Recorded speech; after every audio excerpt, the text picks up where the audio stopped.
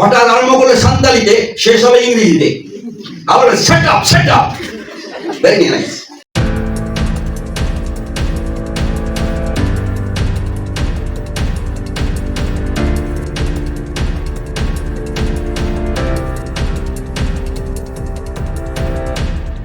আজকের টাইটেল নতুন জীবনের সূচনা। বাপ্তিস্ম কেন নতুন জীবনের সূচনা? ঈশ্বরের পবিত্র বাক্যে রোমীয় 6 অধ্যায়ে আমরা 3 থেকে 4 পদ পড়ে গেছি। সেখানে লেখা রয়েছে, তোমরা কি জানো না যে আমরা যারা খ্রিস্ট যিশুতে বাপ্তিস্ম গ্রহণ করেছি তাহার মৃত্যুতেই বাপ্তিস্ম গ্রহণ করেছি, যেন খ্রিস্ট যেমন পিতার মহিমার দ্বারাই মৃতদের মধ্য থেকে উত্থাপিত হলেন, তেমনি আমরাও যেন নতুনতায় চলি। কারণ এটাই আমরা, যে আমি আর পুরানো জীবনকে আমি কবরের মধ্যে রাখলাম, আমি আর পুরানো জীবন নিয়ে চলবো না, নতুন জীবন নিয়ে চলবো। কিন্তু প্র্যাকটিক্যাল বিষয়, যদি দেখা যায় কেউ চেন স্মোকার হয় বা কোনো অ্যাডিকশন তার মধ্যে থাকে, সে যদি আজকে মনে করে যে আমি চেঞ্জ হয়ে যাবো, এই মুহূর্তে ব্যাপটিজম নিলে চেঞ্জ হওয়া অসম্ভব। তাই এই প্রক্রিয়াটি একটা দীর্ঘ প্রক্রিয়া। সেই দীর্ঘ প্রক্রিয়ার মধ্যে তাকে ওই জিনিসগুলোকে প্রথম আস্তে আস্তে করে ছেড়ে নিশ্চিত হতে হবে যে এবারে আমি পারফেক্ট করে প্রতিজ্ঞা করবো আর কোনো দিনের জন্য ওগুলো ছুবো না। কিন্তু যদি দেখা যায় একজন চেন স্মোকার আজকে মানে কালকে পর্যন্ত পেয়েছে, আজকে বাপ্তিস্ম নিয়ে ছেড়ে সেটা অসম্ভব, এবং তাকে বাপ্তিস্ম দেওয়াটাই ও মিনিংলেস হইবে। তাই তাকে আগে সিদ্ধান্ত নিতে হবে যে আমি কমপ্লিট করে ফেলেছি আমার কোর্স, আমি আর কখনো ওই দিকে যাবো না। এবং সেটা কিছুদিন সে নিজেই যাচাই করবে এবং তার অন্যান্য যারা প্রভু লোকেরা রয়েছে তারা যাচাই করবে, করার পরে নিশ্চিত হবে যে সে আর চলবে না। তাই পাবলিকলি সে স্বীকার করে নিবে যে নতুন ভাবে চলবে, পুরানো জীবনকে সম্পূর্ণভাবে সে উৎখাত করলো, আর ওই পথে যাবে না। তাই আজকে বিষয়বস্তুকে কিন্তু আমরা সামনে রেখে দেখার চেষ্টা করি। সেই বিষয়বস্তুটি কি, যে বাপ্তিস্ম এটা কোনো ধর্মীয় রীতি নয়। মনে রাখি, বাপ্তিস্ম কোনো ধর্মীয় রীতি নয়। কেউ যদি খ্রিস্টান করানোর জন্য বাপ্তিস্ম, তাহলে সবাই প্রত্যেক দিন স্নান করে, তাহলে তো প্রত্যেক দিন তারা বাপ্তিস্ম কি খ্রিস্টান হয়? আমরা জানি মকরের সময় মানুষ, প্রচুর পরিমাণে মানুষ, তারা সকালবেলায় বিশেষ করে আমাদের এই অঞ্চলের কিছু মানুষ রয়েছে, কিছু তারা ধর্মীয় আচরণ করে, তারা স্নান করে, স্নান করার পরে নতুন পোশাক পরে। তার মানে কি তার বাপ্তিস্ম হয়ে গেল? আবার সমুদ্রের পাশে গেলে কত মানুষ তারা শুধু জলে ডুবছে, বলছে পাপ সমুদ্রের জল ধুয়ে দেয়। দেখা যাচ্ছে তার ওপর দিয়ে কত পায়খানা জল ভেসে চলে যাচ্ছে, তারপরে বলছে পাপ ধুয়ে যাচ্ছে। এগুলো সেগুলো একটা ধর্মীয় আচরণ। কিন্তু আমরা যেটা, যে বাপ্তিস্মটা কিন্তু ধর্মীয় আচরণ নয়, এটি খ্রিস্টের সঙ্গে আমাদের জীবনের গভীর ঐক্যের প্রকাশ।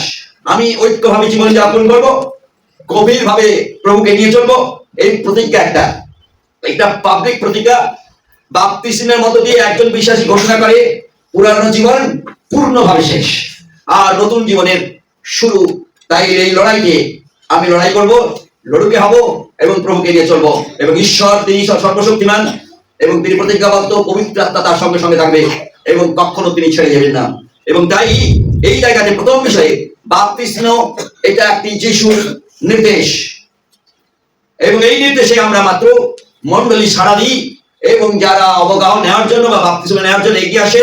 মতে লিখিত সুসমাচার 28 অধ্যায়ে 19 পদে লেখা রয়েছে, তুমি সমগ্র জগতে যাও, সকলকে শিষ্য করো, পিতা পুত্র পবিত্র আত্মার নামে বাপ্তিস্ম দাও। এখানে লেখা রয়েছে যাও, এটা আমাদের প্রতি নির্দেশ। সকল জাতিকে, কাকে? কোন জাতিকে? কোন কাকে? গরু ছাগলকে?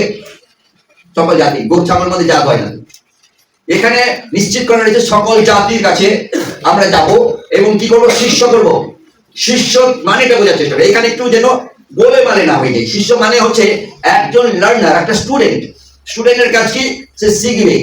স্টুডেন্টের কাজ কি? শিক্ষা কমপ্লিট করবে, এরকম নেই। স্টুডেন্ট যতদিন সে শিষ্য থাকবে, এর মানে শেখার কাজটা তার কোনোদিনই শেষ হবে না।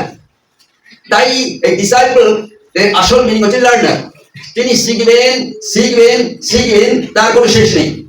তাই আজকে যারা আমরা এই বিশেষ আহ্বানে আমরা সাড়া দিয়ে এগিয়ে যাই এবং প্রভুর বাক্য অনুসারে আমরা তাদের উপরে হস্তবিশ্বাস করি, যাতে সে প্রত্যেক দিন শিখবে, শেখার কাজটা শেষ হবে না তার, যতকাল বেঁচে থাকবে সে একজন শিষ্য হয়ে থাকবে এবং প্রভুকে তার নিজের মতো করে তার বিভিন্ন ক্রিয়ার মতো দিয়ে তাদের জীবনে বারবার বোঝার চেষ্টা করবে, আস্বাদন করে দেখো দেখো সদা প্রভু এই কেমন মঙ্গলময়। বিশেষ করে আমরা আদি পুস্তক থেকে প্রকাশিত বাক্যে যেখানেই দেখি না কেন, ঈশ্বরের প্রত্যেকটি প্রভু ভক্তের লোকেরা তারা প্রত্যেকদিন আস্বাদন করেছে আস্বাদন করেছে আস্বাদন করেছে, আর সেই আস্বাদনে তারা বুঝে গেছে যিশুই একমাত্র প্রভু। বাপ্তিস্ম একটা ঐচ্ছিক বা অপশনাল নয় যে এটা না হলে ওটা হবে, ওটা না হলে ওটা হবে। এই যেমন কাশি হচ্ছে, কাশি বলছে ওষুধ খেয়ে নি, না না ওষুধ না খেলেও তো তুলসী পাতা আর একটু কি বলে মধু দিয়ে খেয়ে নিলে ওটা সেরে যাবে। আবার কেউ বলছে এটা কি পাতা, বাসক পাতার রস খেয়ে নিলে ঠিক হয়ে যাবে। এগুলো হচ্ছে অপশনাল, ঐচ্ছিক। কিন্তু বাপ্তিস্ম ঐচ্ছিক নয়, এটি খ্রিস্টের একটা স্পষ্ট আদেশ যেন বাপ্তিস্ম নিই। এটি একটি অনুগত্যের প্রথম ধাপ। আমি অনুগত্য মানে আমি বাধ্য হলাম। Obedience is better than sacrifice. বলিদানের চেয়ে বাধ্যতাই শ্রেষ্ঠ। কে বলেছিলেন? ঈশ্বরের সেবক রাজা সৌলকে বলেছিলেন। কারণ সৌল রাজা হিসাবে এতটা নিজেকে বড় ভাবতেন, যার ফলে তিনি নিজেই বলে দিয়ে দিয়েছিলেন ঈশ্বরের লোকের পরিবর্তে। তার যেটা করণীয় নয় সে সেটা করে ফেলেছিল। সে ভেবে নিয়েছিল আমি ঈশ্বরকে নিয়ন্ত্রণ আমিই করব। আমি যদি ঈশ্বরকে নিয়ন্ত্রণ করি তাহলে প্রভু লোকেরাও আমার নিয়ন্ত্রণে থাকবে। দেখুন, রাজা যখন আমাদের ক্ষমতায় আসে, আমরা যখন ক্ষমতা প্রাপ্ত হই, এর একটা ভালো সুস্বাস্থ্য যখন পাই, যখন আমরা চেয়ার পাই, অর্থ পাই, এগুলো যখন আমরা পেতে থাকি না, তখন আমাদের একটা ভেতরে একটা আলাদা, এবং লোকেরা যখন অনেক লোকেরা আমার সামনে যখন নানা রকমের আমাকে উৎসাহ দেয় বা বলে পাশে দাঁড়িয়েছি পাশে দাঁড়িয়েছি পাশে দাঁড়িয়েছি, হাজার হাজার লোক যখন পাশে দাঁড়িয়েছি, ভেতরে একটা ভেবে যায়, ভেতরে একটা ভাবে, মনের ভাব, মনটা ভাবে আমি এত বড় হয়ে গেছি নাকি। আর এই ভাবাটাই অনুগত্য থেকে আমাদেরকে সরিয়ে নিয়ে যায়, ঈশ্বরের বাধ্যতা জীবন থেকে সরিয়ে নিয়ে যায়। যেমন সৌলকে সরিয়ে নিয়ে গেছিল। সৌল নিশ্চিত করে ফেলেছিল আমি ঈশ্বরকে নিয়ন্ত্রণ করবো। ঈশ্বরকে নিয়ন্ত্রণ করতে গিয়ে সৌল প্রত্যেকটা সময় পাপ করছিল। রাজা সৌল প্রত্যাখ্যান হয়েছিল। তার পরিবর্তে ঈশ্বর একজন ছোট্ট রাখালকে তুলেছিলেন, তার নাম হচ্ছে রাজা ডেভিড।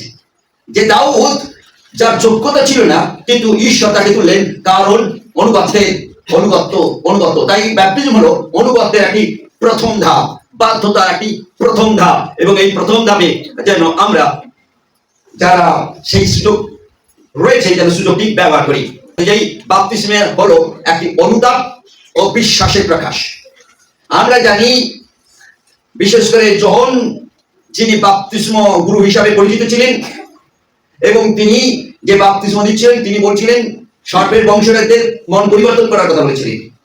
এবং বাপ্তিস্ম এই মন পরিবর্তনের অনুতাপ এবং তার বিশ্বাসের একটা বিশেষ প্রকাশ। তাই এখানে বিশেষভাবে আমরা যে দেখে প্রেরিতের কার্যবিবরণী 2 অধ্যায় 38 পদে লেখা রয়েছে, অনুতাপ করো, প্রত্যেকে বাপ্তিস্ম গ্রহণ করো। অনুতাপ করো, প্রত্যেকে বাপ্তিস্ম। এটা কোথায় হচ্ছিল? এটা প্রথম সুসমাচার প্রচারে আমরা দেখতে পাই। বৃহৎ সংখ্যক লোকের মধ্যে প্রথম তার শিষ্যেরা প্রচার করেছিলেন, এবং পবিত্র আত্মার শক্তিতে 120 জন লোক তারা বিভিন্ন জায়গায় ঝাঁপে পড়েছিল। আর এখানে ছিলেন পিতর খুব একটি শিক্ষিত লোক ছিলেন না। পিতর একজন ভালো জেলে ছিলেন, তিনি মাছ ধরতেন, তার পেশা ছিল মাছ ধরা, তাই শিক্ষার মানটা খুব একটা ছিল না। কিন্তু পবিত্র আত্মা আসার পরেই তিনি শক্তিমান হলেন। কিন্তু তার পূর্বে দেখি তিনি আবেগ প্রবল ভাবে যিশুকে প্রচুর ভালোবাসতেন। এবং আমরা এও জানি যখন যিশুর কাছে লোকেরা এসেছিল কোনো একটি ধরবার জন্য হোক, কোনো একটা কাণ্ডের জন্য হোক, তখন পিতর তার কোমরে একটা ছুরি ছিল, ছুরি দিয়ে সেই যাজকের লোকদের কান কেটে দিয়েছিল। আমরা নিশ্চয়ই জানি ইতিহাসটি। আর ওই ইতিহাসটি, ওই ঘটনাটি ঘটানোর সময়ে যিশু বলেন এটা তো তোমার কাজ নয়। তিনি তার কানটি লাগিয়ে দিয়ে তাকে কাকে ধিক্কা দিচ্ছিলেন? পিতরকে বলেছিলেন। সেই পিতর এত অন্ধবিশ্বাস ছিলেন, যিশু ছাড়া তার জীবনে কিছু ছিল না। কিন্তু সেই পিতর যিশুর ক্রুশির সময়ে তিনি অস্বীকার করে বসলেন, আমি যিশুকে চিনি না, আমি কোনোদিন যিশুর সঙ্গে তো ছিলাম না। যিশুর সঙ্গে অনেক লোকেরা ছিল। তখন প্রবল শক্তিমান পিতর অন্ধের মতো গিয়ে আক্রমণ করে সে কেটে দিয়েছিল কানটি। কিন্তু সেই পিতর যখন যিশুকে ধরে নিয়ে মারধর করাচ্ছে এবং ক্রুশে তার কানে চাপিয়ে আছে, পিতর সেখানে ছিলেন। পিতরকে যখন লোকেরা জিজ্ঞেস করছে এও তো ছিল, সে তৎক্ষণাৎ বলছে না না আমি তো চিনি না, আমি তো দেখতে এসেছি মাত্র, আমি তো প্রথম দেখলাম। এই জিনিসটা প্রথম দেখলো, আমি কোনোদিনের জন্যই এই লোকটার সঙ্গে ছিলাম না। নাম উচ্চারণ করতো, তিনি কষ্ট পেয়েছিলেন, কারণ নাম উচ্চারণ করলে তার তুই নাম ঠিক করে জানলি, তার জন্যই এড়িয়ে গেলেন, নামটা উচ্চারণ করলেন না। কিন্তু তিনি অস্বীকার করবেন যিশু তার আগে থেকে বলে দিয়েছিলেন।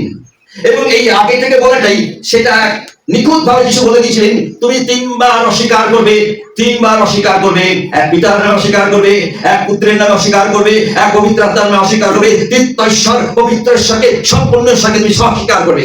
আমেন। সম্পূর্ণ ঈশ্বরকে অস্বীকার করবে, এক ঈশ্বরকে তুমি আমাকে শুধু অস্বীকার করবে না।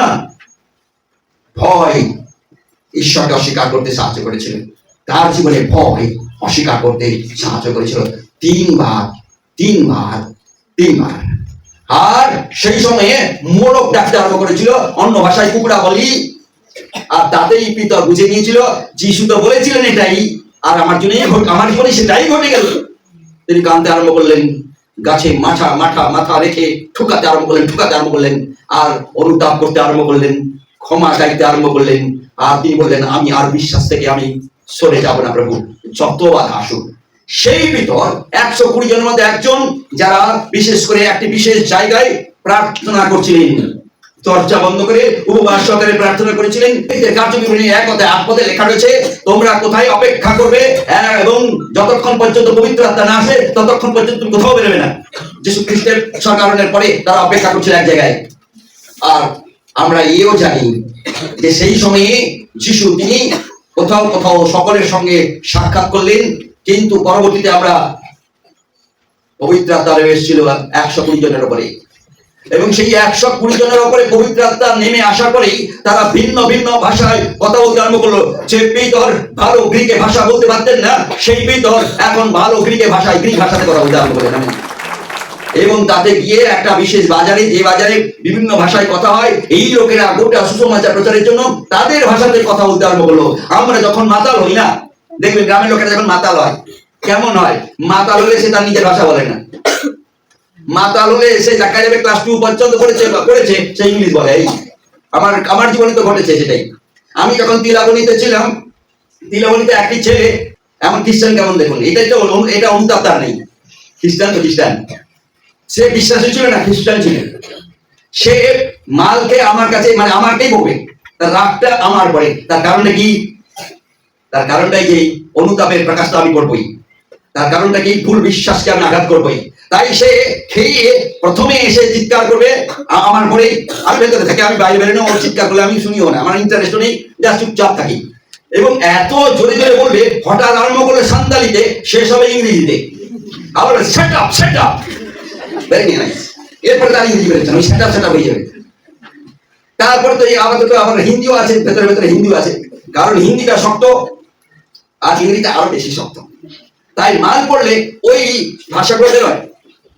এর মানেটা, এই পিতর যখন তিনি এই বাজারের মধ্যে এই কথাগুলো বলছিলেন, লোকেরা ভেবেছে এরা মাল খেয়ে এসছে, বুঝলেন, ঘুরিয়ে দিয়েছে, বলে মাল খেয়ে তো এরকম ভাষা বলে না। কিন্তু পিতর ওই শুধু একটা সেটা বলছে না, পিতর টোটালটাই বুঝছে, ঈশ্বরের বাক্য একটা উঁচু জায়গা বেছে নিয়ে চিৎকার করে বলছেন। আর পিতর একই সময়ে তিনি বলছেন, আমরা এই দুপুর বেলায় মত্ত হইনি এই মিষ্ট রসে, কিন্তু পবিত্র আত্মা আমাদেরকে। তারপরে তিনি সুসমাচার প্রচার করছেন। Very interesting. কন্টিনিউ করি, আমরা বুঝতে পারবো। সেখানে এটা বলার পরেই লোকেরা বুঝতে শিখলো তাদের অপরাধ, তাদের পাপ, তারা অনুতাপ করতে আরম্ভ করলো, এবং এই অনুতাপ হেতু বিশ্বাস তাদের জীবনে আরম্ভ হলো। একদিনে কত হাজার লোক এসেছিল? প্রথম দিনে 3000 লোক, 3000। প্রথম সুসমাচার প্রচারে, প্রথম পবিত্রতা পাওয়ার পরে একসঙ্গে 3000 লোক তারা বিশ্বাসে বললো, এখন আমরা কি করব? তারা বললো, এখন তোমরা বাপ্তিস্ম নাও। এখন তোমরা তারা বাপ্তিস্ম নিতে আরম্ভ করলো। তাই বাপ্তিস্ম একটি বিশেষ অনুতাপ এবং বিশ্বাসের বিশেষ প্রকাশ, পাপ থেকে ফিরে আসার ঘোষণা। ওরা যেটা বলতে পারেনি আমি সেটা বললাম, কারণ পাপ থেকে ফিরে আসার ঘোষণা করলো, আর আমি পাপের পথে নেই। যিশুর ওপরে আমার বিশ্বাস, যিশুর ওপরে বাপ্তিস্ম হলো, আমি আর পাপের পথে নেই, কিন্তু যিশুর ওপরে আমার বিশ্বাস। এটি একটি হৃদয়ের পরিবর্তনের জন্য বাহ্যিক চিহ্ন স্বরূপ। তাই অন্তরের পরিবর্তনে বাপ্তিস্ম আমাদের প্রকাশ হওয়া খুবই জরুরি। তৃতীয় বিষয়, বাপ্তিস্ম হলো একটি পুরানো জীবনের মৃত্যু। সেই মৃত্যুটি আমরা কবরের মধ্যে চলে গেলাম। এবং রোমিও 6:6 পরিষ্কার লেখা রয়েছে, আমরা তো ইয়া জানি যে আমাদের পুরাতন মনুষ্য তাহার সহিত কুষারোপিত হইয়া আছে, যেন পাপ দেহ শক্তিহীন হয়, যাহাতে আমরা পাপের দাস আর না থাকি। পাপের ক্ষমতা আমাদের উপরে, পাপের কর্তৃত্ব আমাদের উপরে অবসান নিশ্চিত করা গেল। পুরানো স্বভাবে সমাপ্তি ঘটল। পুরানো স্বভাব, পুরানো ক্যারেক্টার, পুরানো যে চিন্তা ভাবনাগুলো, এগুলো আমরা সমাপ্তি করলাম এবং খ্রিস্টের সঙ্গে আমি এখন মৃত্যুতে অংশ নিলাম।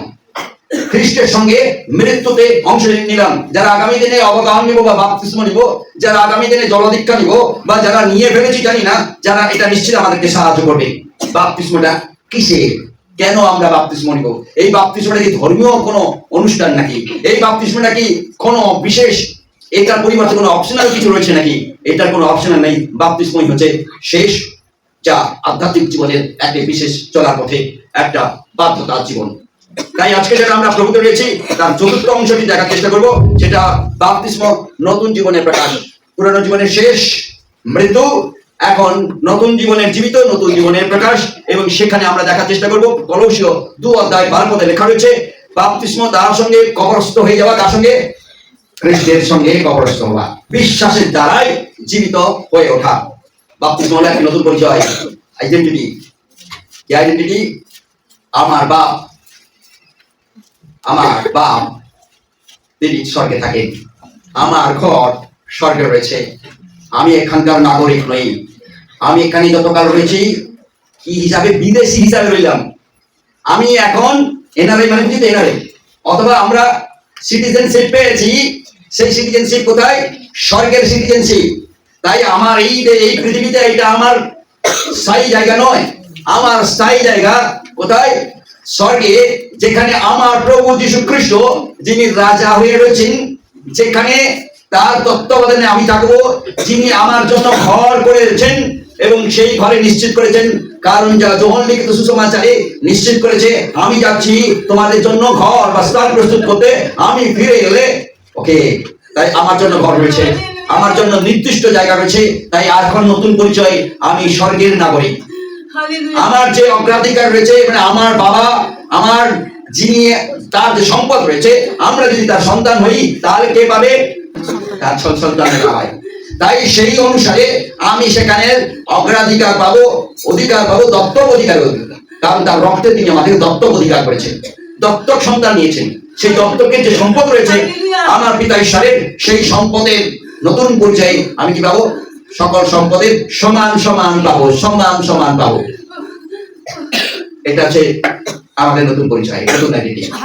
আমি খ্রিস্টকে, এবং আমি যে বর্তমান বেঁচে রয়েছি, খ্রিস্ট আমার মধ্যে জীবিত। আর এটাই হলো আমাদের নতুন বিষয়।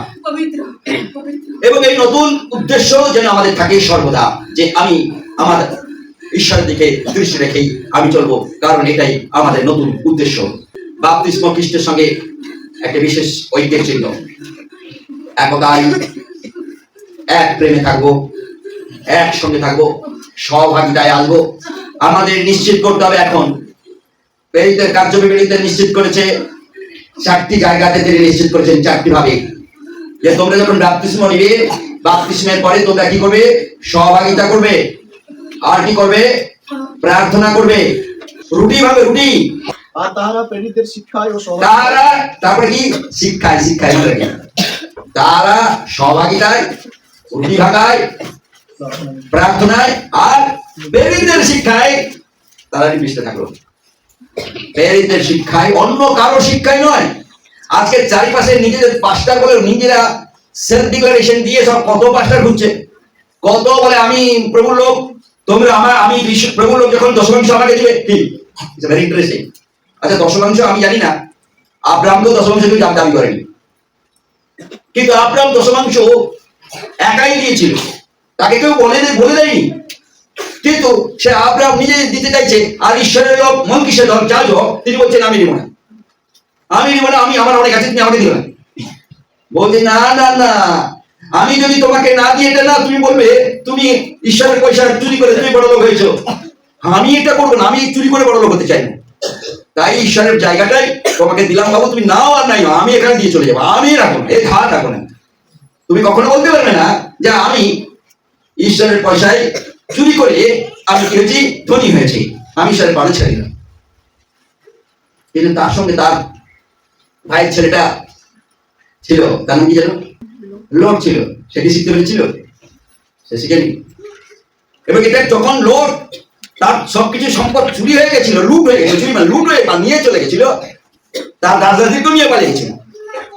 সেই সময়ে আব্রাহাম যখন শুনতে পারলো, এবং তখনই আব্রাহাম পৌঁছে গেছিল তার দলবল নিয়ে এবং রক্ষা করেছিল, এবং রক্ষা করার পরে ফেরার পথেই তার সম্পদকে সে ভাগ করে দিয়ে দিচ্ছে যে আমি আমার হিসাব করে রেখেছি, আমি সুযোগ খুঁজছিলাম, তাই তোমাকে নিতে হবে। আর মন কিসা যাদব বলছে আমি নিব না। শেষ পর্যন্ত সে বাধ্য হয় যে ঠিক আছে, তুমি তাতে যদি সন্তুষ্ট হও ভাই, তুমি সন্তুষ্ট হও, তোমাকে আমি আর বিরক্ত করাচ্ছি না। কারণ তুমি বললো আব্রাহামকে সম্মান করলো, যা তো, কারণ তুমি ঈশ্বরের লোক, আমি তোমাকে বিরক্ত করাচ্ছি না, তুমি দিয়ে যদি সন্তুষ্ট হও।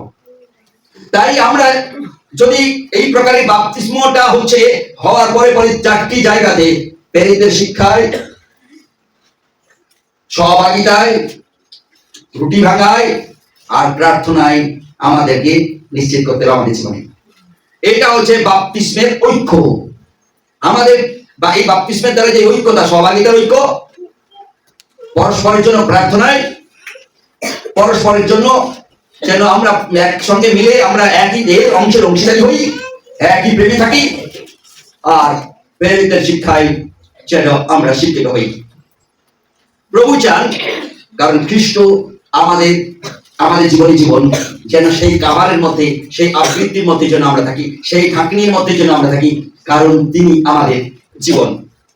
এবং বিশ্বাসী পরিবারের বিশেষ অংশের অংশীদারি, দেহের মানে চার্চ, সদস্য মানে অংশ, এর মানে আমরা একটি দেহের কি শাখা প্রশাখা, এর মানে নাক কান চোখ ইত্যাদি হয়ে চার্চের যদি আমি বলি আমি মাথা হবো, মাথা তো হবে নাকি এই খ্রিস্ট মন্ডলীর মস্তক, এটাই তো ভুল। আমরা সকলে দাবি করি মন্ডলীর মস্তক আমি তোমাকে রেখেছিলাম কমিটিতে, আমি তোমাকে বাদ দিলাম, তাহলে কমিটি দরকার করার দরকার কিছু, তুমি রাখার দরকার নেই কমিটিতে, কমিটি না হলেই তো যদি চলবে, আবার রাখতে যাবো কেন, বাদ দেবো। এক নম্বর। দ্বিতীয় নম্বর হচ্ছে আমি নাক, আমি নাক, আমিও কান হয় কি করে? একজন লোক একটাই নাক আর একটাই কান হয়, সে একজন লোক নাক হবে কান হবে, হবে কি করে? হতে গেলেই তো দেখা যাবে সে শুনবে, আবার সে টানবে, আবার যদি মুখ হয় খাবে, ঠিক আছে বোঝার চেষ্টা করছি, আবার যদি চোখ হয় দেখবে, এবারে সে একাই সবক করবে। ঈশ্বরের পবিত্র বাক্যে লেখা রয়েছে খ্রিস্টের মন্ডলী হচ্ছে দেহ, আর আমরা হচ্ছে সারা, কেউ ভাবে কান, কেউ ভাবে নাক, কেউ ভাবে চোখ, কেউ ভাবে পা, কেউ ভাবে হাত। এটাই হচ্ছে এই দেহের অঙ্গ প্রত্যঙ্গ আমরা। তাই আমরা যেন এই বাপ্তিস্ম খ্রিস্টের সঙ্গে প্রেমের ঐক্যতা স্বরূপ আমাদেরকে আবৃত্তি করবে, খ্রিস্টের আবৃত্ত। আমি একটি বিশেষ বিশ্বাসী পরিবারের অংশের অংশীদারি হলাম, এবং খ্রিস্টের দেহের অংশের একটি শাখা বা প্রশাখা। ছয়, বাপ্তিস্ম হচ্ছে আমাদের জীবনের সাক্ষ্য এবং অঙ্গীকার, আমি খ্রিস্টতে চলবো আর পেছনে ফিরবো না। তাই বিশেষ গানটি গিয়ে থাকি, পরিবর্তন নতুন জন্মের পরে, no turning back, no turning back. এবং আমরা সেই প্রকারে প্রথম পিতর 3 অধ্যায় 21 পদে লেখা রয়েছে, আর এখন ইহার প্রতিরূপ বাপ্তিস্ম, অর্থাৎ মানুষের মালিন্য ত্যাগ নয়, কিন্তু ঈশ্বরের নিকটে সৎসংবেদের নিবেদন, তাই যীশু খ্রিস্টের পুনরুত্থান দ্বারাই তোমাদেরকে পরিত্রাণ করে।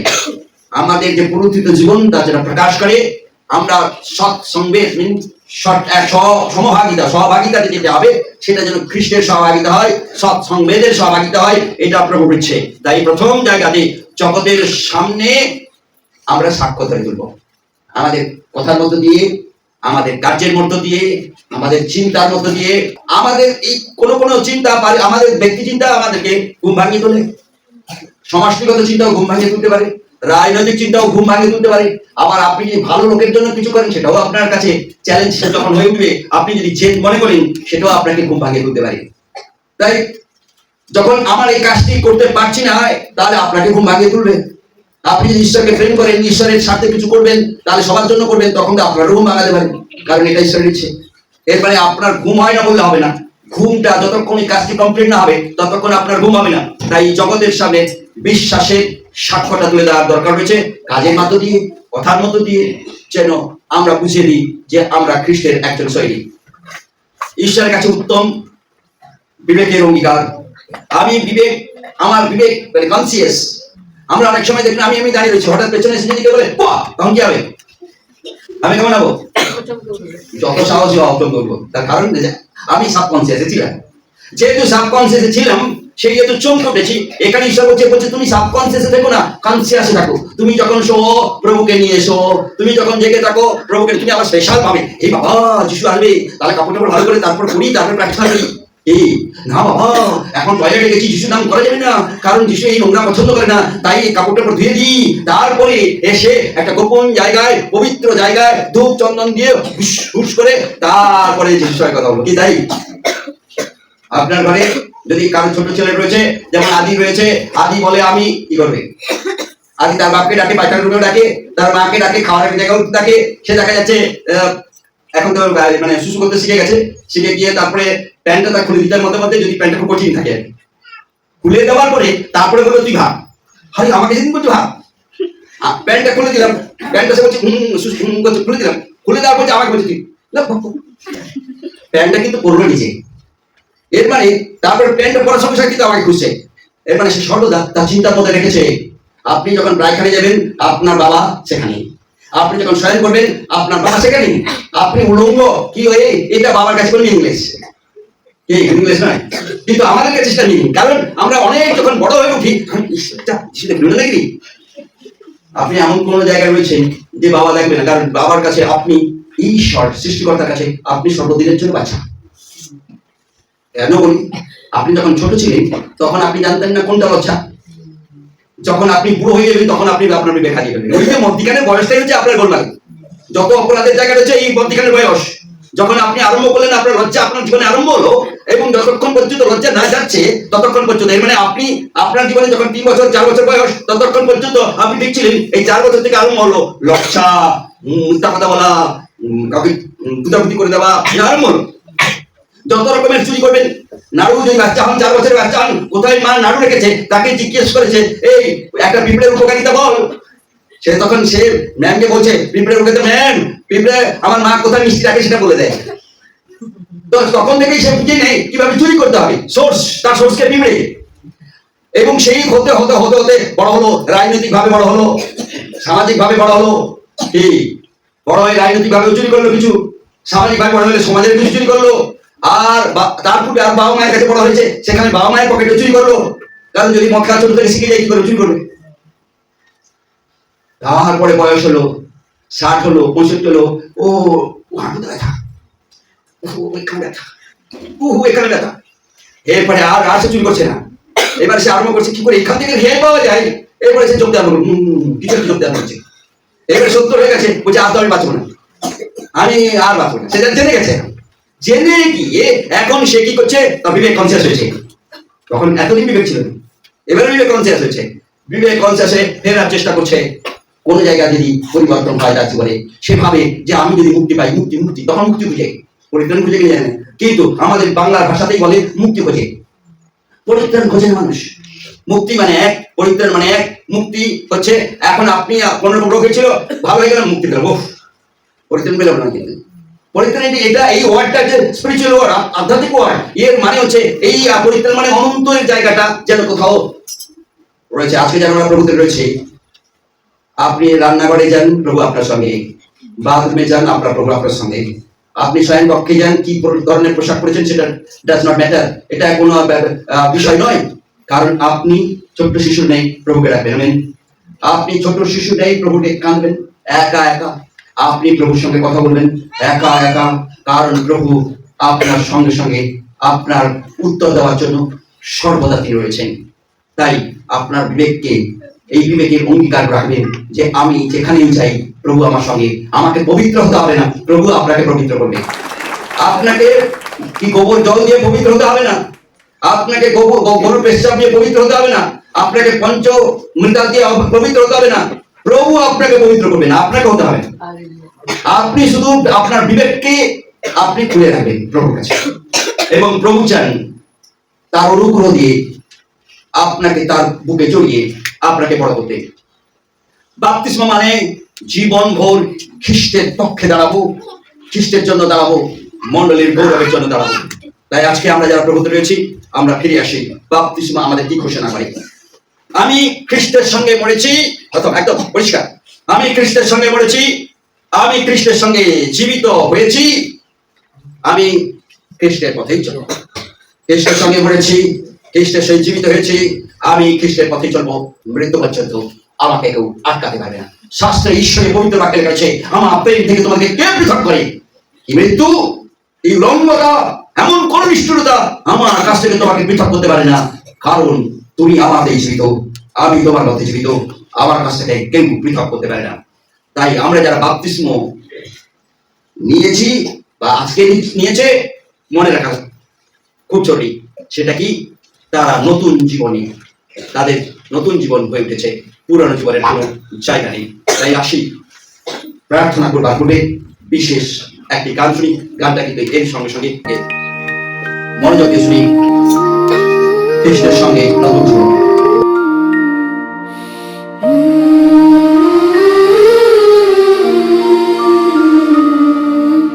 যিশু বললেন, যাও তোমরা সব জাতিকে ডাকো আলোয়, পিতা পুত্র পবিত্র আত্মায় বাপ্তিস্মে আনো বিশ্বাসময়। এ তার আদেশ, পথের শুরু, আনুগত্যে খুলি জীবনের দুয়ার। আমার প্রতিজ্ঞায় আমি খ্রিস্টের সঙ্গে মরেছি, আমি খ্রিস্টের সঙ্গে জীবিত, আমি খ্রিস্টের পথে চলব জীবনের শেষ দিন পর্যন্ত। Amen, amen, amen. অনুতাপে ভিজে হৃদয়ে, বিশ্বাসে ভরি প্রাণ, পাপ ছেড়ে ফিরে ক্রুশের তলে, যিশুতেই খুঁজি মুক্তির গান।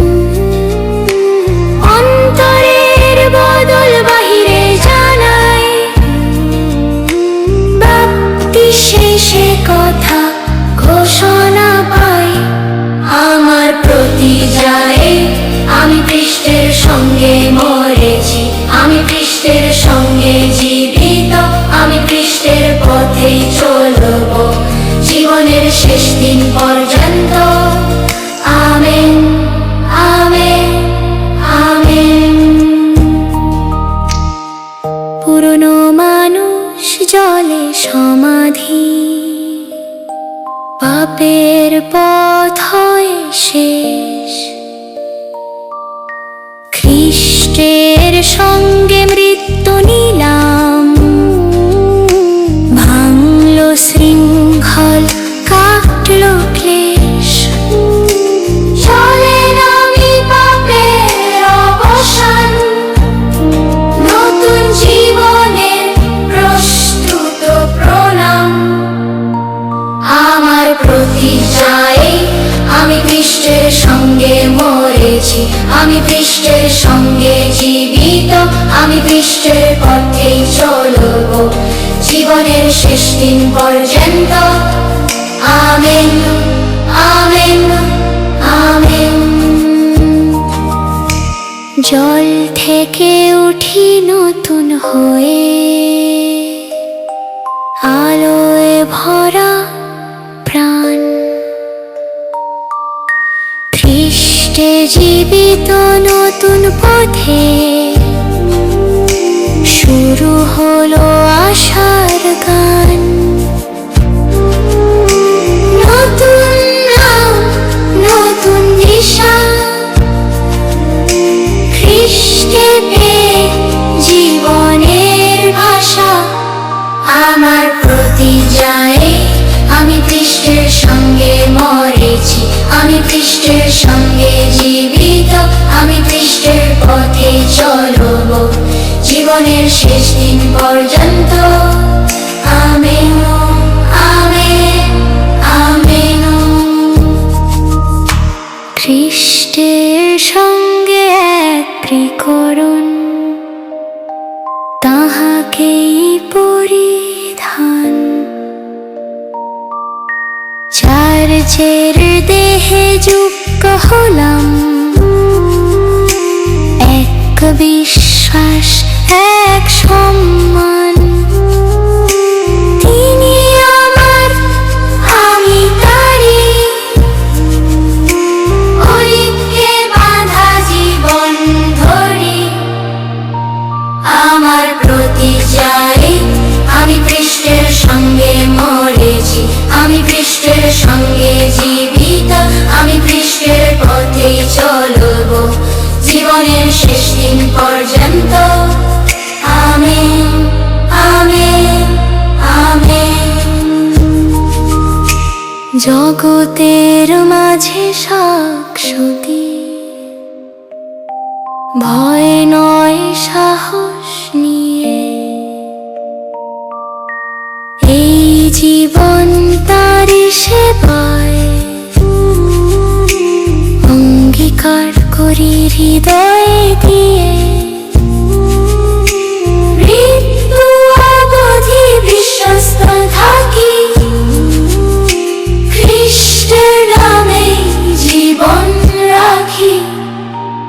আমার প্রতি যায় আমি খ্রিস্টের সঙ্গে মরেছি, আমি খ্রিস্টের সঙ্গে জীবিত, আমি খ্রিস্টের পথেই চলব জীবনের শেষ দিন পর্যন্ত।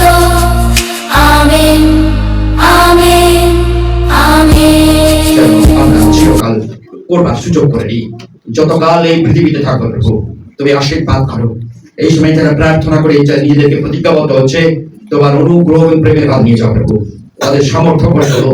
তারা তোমার রুটি ভাঙাবে, তারা তোমার সহভাগিতাতে, তারা প্রেরিতদের শিক্ষায় নিজেদেরকে বৃদ্ধি করার ক্ষেত্রে তাদেরকে আশীর্বাদ করো। আশীর্বাদ করো প্রভু, যে তারা নিশ্চয়ই তোমার পবিত্র দয়া পাবে এবং করুণা পাবে এবং তোমার গৌরব ধরে রাখবে প্রভু। আশীর্বাদ করো যারা দুর্বল প্রার্থিত জগতে, প্রভু তাদেরকে আশীর্বাদ করো। পুরানো জগতে, পুরানো জায়গায় নয়, পুরানো সময়ের সঙ্গে নয়, কিন্তু নতুন সময়ের সঙ্গে আমরা চলবো, তোমাকে নিয়ে চলবো, তোমার গৌরবের কারণ হবে প্রভু। প্রভু তুমি কৃপা করো, আশীর্বাদ করো, দয়া হাত রেখো প্রভু। প্রতিজন যারা দাঁড়িয়ে এই সময় মুখ খুলে প্রভু, অথবা ফুপে ফুপে প্রভু, অথবা মনে মনে প্রভু কোনো না কোনো ভাবে প্রার্থনা করছে, আশীর্বাদ করো, আশীর্বাদ করো, অনুগ্রহের হাত রেখো প্রভু। তাদের সকল মনের ব্যথাকে তুমি মুছে কবর নষ্ট করো প্রভু, এবং তোমার মান পুনরুত্থানের জীবন দিয়ে প্রভু তাদেরকে নতুন জীবন তুমি প্রদান করো। এই আমার প্রেমী, আশীর্বাদ করো, আশীর্বাদ করো, অনুগ্রহের হাত নিয়ে যাও। হে পবিত্র আত্মা, ঈশ্বর প্রার্থনা করি তুমি স্পর্শ করো প্রতিজনকে, স্পর্শ করো প্রতিজনকে, স্পর্শ করো প্রতিজনকে প্রভু। তারা অনাথ নয় প্রভু, তারা অসহায় নয় প্রভু, কারণ তুমি পিতা ঈশ্বর, তুমি প্রত্যেকের পিতা হয়েছো, তাদের পিতা হয়েছো। এবং প্রভু আর অনাথ থেকে আর কোনো চিরকাল অনাথত্ব শেষ হলো, এখন তুমি আমার ঈশ্বর সদা প্রভু তাদের পিতা এবং প্রভু হও প্রভু। হে রাজন, তত্ত্বাবধান করো তাদের জীবনের প্রত্যেকটি চ্যালেঞ্জের মুখে যখন পড়বে, কর্মক্ষেত্রে যখন যাবে, অন্যের সঙ্গে যখন প্রভু কথা বলবে, প্রত্যেক জায়গায় তুমি প্রভু হয়ে তোমার অস্তিত্ব প্রকাশ করো, তোমার প্রেম প্রকাশ করো, তোমার মণ্ডলীর গৌরব ধরো প্রভু। আশীর্বাদ করো প্রভু, সে প্রকারে যেন তোমার চলনে বলনে এবং প্রভু আমাদের প্রত্যেকটা জায়গায় প্রভু যেন আমার তোমাকেই তোমার চিহ্ন, তোমার প্রেমের চিহ্ন রেখে আসতে পারি। আশীর্বাদ করো, ধন্যবাদ জানাই। এবং প্রভু তুমি বলেছো যখন তুমি আমাদের জীবন আরম্ভ করেছো, তখন আমার তোমার সঙ্গে সঙ্গে এ সকল চিহ্ন যাবে। কি চিহ্ন? যিশু নামে যেখানেই প্রভু তারা প্রার্থনা করবে, তোমার অনুগ্রহ রেখো, তোমার হাত রেখো, তোমার প্রেম রেখো এবং অলৌকিক ঘটনা বুঝিয়ে দাও যে তুমি প্রভু আমার পিতা ঈশ্বর। প্রার্থনা করে আশীর্বাদ করো, দয়ার হাত রেখো। এখন প্রভু নবদীক্ষিতকে আরেকবার তোমার হাতে রাখি, বিশেষ করে কোন সম্পাকে, ভাই অসীমকে এবং ভাই আমিনকে প্রভু তোমার হাতে রাখি, তাদেরকে নিয়ন্ত্রণ করো প্রভু। প্রত্যেকটা চিন্তাই তুমি প্রভু তোমার দয়া দিয়ে তাদের জীবনে, তাদের চিন্তায় তুমি আবিষ্কার হও যে তুমি রয়েছো, তুমি সর্বত্র রয়েছো প্রভু। কৃপা আমার ঈশ্বর, তুমি তোমার কৃপা এবং অনুগ্রহের হাতে তাদেরকে ধরো এবং প্রভু শক্তভাবে প্রত্যেকটা জায়গায় মোকাবেলা করবার জন্য, শয়তানের সঙ্গে মল্লযুদ্ধ করবার জন্য তোমার শৌর্য ক্ষমতা প্রদান করো। পবিত্র আত্মা ঈশ্বর, পবিত্র আত্মায় পূর্ণ করো যেন মল্লযুদ্ধ করবার জন্য তারা ক্ষমতা পায়।